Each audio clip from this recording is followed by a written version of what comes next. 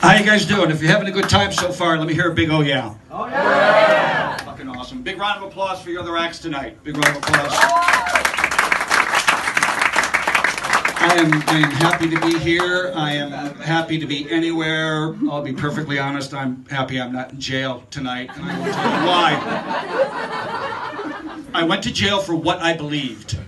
I believed, unfortunately, that she was 18 years old at the time. So close. My agent called. He said, hey, look, I got a chance to get you in a movie. We've got to get you on a flight to London. Can you leave tonight? I said, no, I would like to, but I got a chance to work a fucking bomb shelter in Hungary. So I'm a Jew in a basement in Budapest. I feel like at any minute the Germans are going to come down the steps looking for fucking Anne Frank.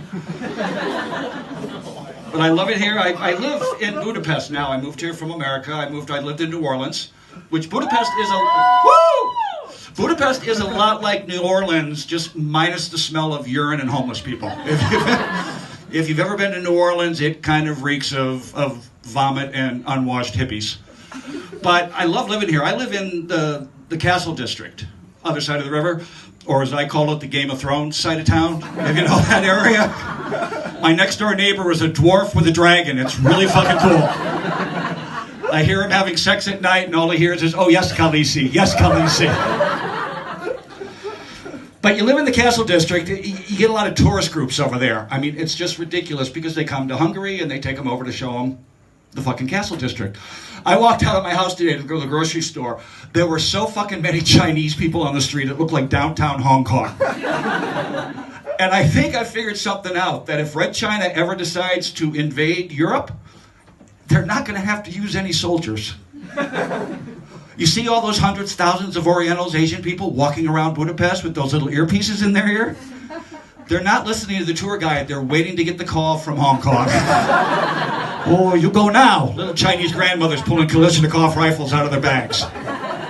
And they take over Budapest in a heartbeat. Beautiful city. I do have one criticism. I don't think you have enough hamburger and coffee places in this town. Could you? God, where in Budapest can a man get a cheeseburger and a fucking cup of coffee? I swear to God, I saw a Starbucks in a fucking McDonald's. I said, well, we're just going to eliminate the middleman. Have a cheeseburger, have a cup of coffee, just go crap it out in the bathroom and get back out. The one thing I love walking around, big food town. But I love all the restaurants that feel the need to advertise they have goulash. We're a Hungarian restaurant. We got goulash. That's like a restaurant in Tel Aviv, Israel going, we got fucking hummus. No fucking shit you got hummus. I swear to God, I walked past a place the other day, they had a goulash martini. I don't even fucking want to know what goes in. Because you say to Hungarians, what's in goulash? They go, we have no fucking idea. You can pretty much put anything you want in a fucking pot, call it goulash, you fucking tourists will eat it. It's that fucking easy in this town. But I moved here to get married. I fell in love with a Hungarian woman. And my new teenage stepdaughter is here tonight. So about 45 minutes of sex material will not be being done tonight. My girlfriend said, you've got to be discreet. I am not the most discreet person in the world. Now, I mentioned I'm Jewish. No, you say, surprise. Believe it or not, yes, I am. But I'm Jewish by choice. I actually converted to Judaism. My ex-wife was Jewish. I figured if you can't beat them, join them. So I became Jewish by choice, which sounds so fucking cooler than you converted. I'm Jewish by choice, like I take Pepsi over Coke. But when I first got married and I started going to temple, Friday night, I would walk into that synagogue looking the way I do.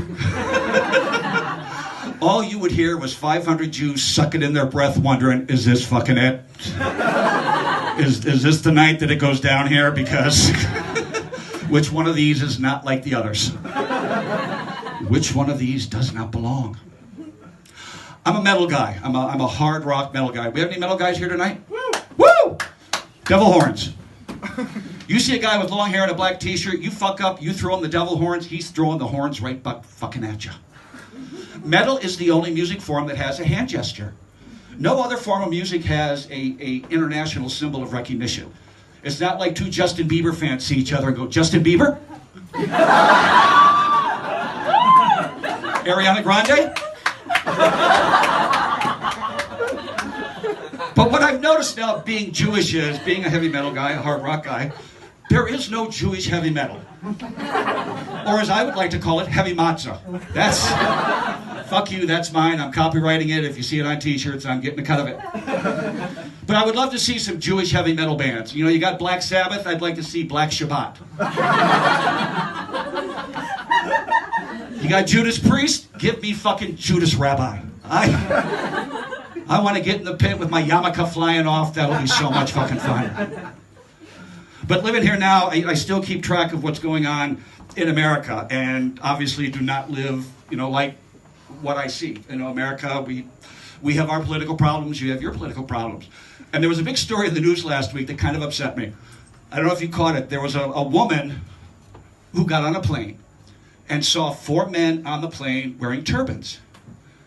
And she was so intimidated by the turbans, she pitched a fit and got them kicked off the fucking plane. Now, the ironic thing is, they were Sikhs, they were Indians. They were Hindus, they weren't fucking Muslims. Now, I gotta tell you something. I see 4 guys in turbans, I think one thing. I could really go for